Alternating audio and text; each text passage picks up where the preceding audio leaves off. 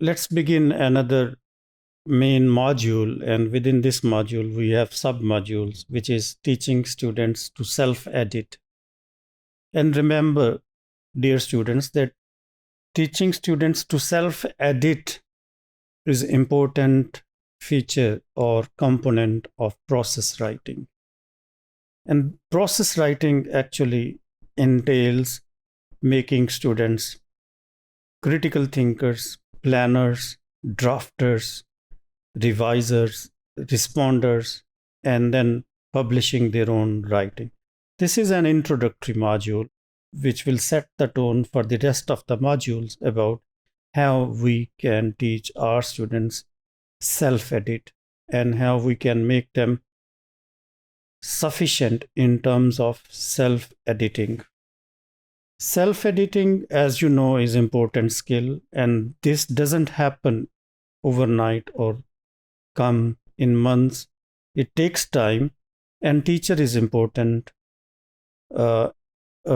plays a pivotal role in terms of inculcating the spirit of self-editing, because self-editing is all about questioning one's own writing capabilities, abilities, strengths, and identifying them, analyzing them, and coming up with solutions.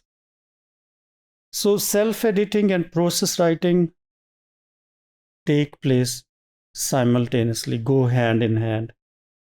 And within process approach, student may become better at brainstorming ideas. They may become better at planning. They may become better at drafting. They may become better at responding to the feedback and overall revising and organizing their work. But the question is, what about the grammatical and lexical inconsistencies or inaccuracies? And the answer is that we need to make our students self-editors, those who can edit their work by themselves.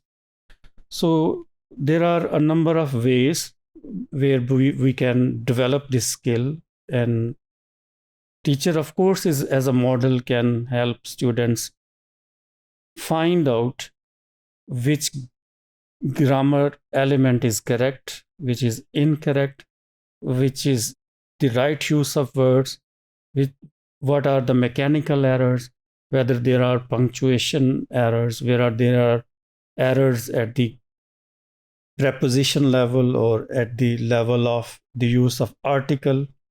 So you might see that self-editing is not for the novice or beginning level student. Of course, it happens at university because it's advanced level.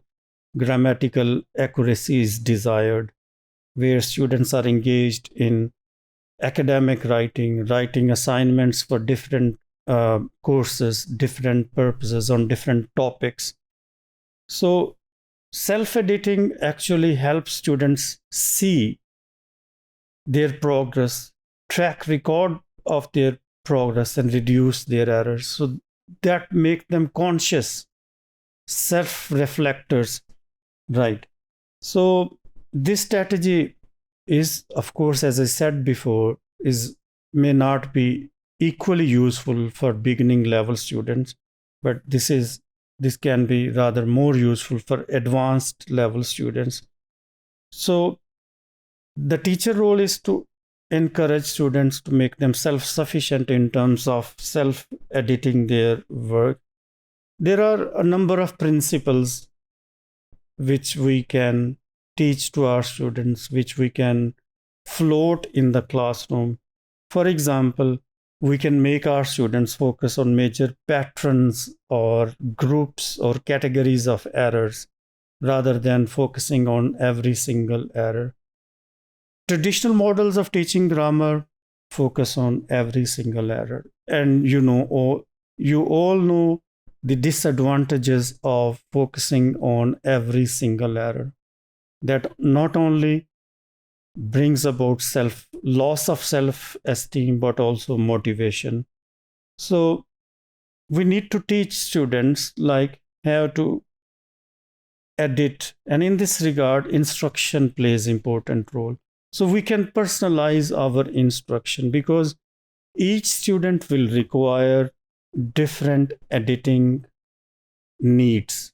So we have to tailor our editing instruction to the needs of the students and make them think of the errors which are repeatedly occurring in their piece of writing.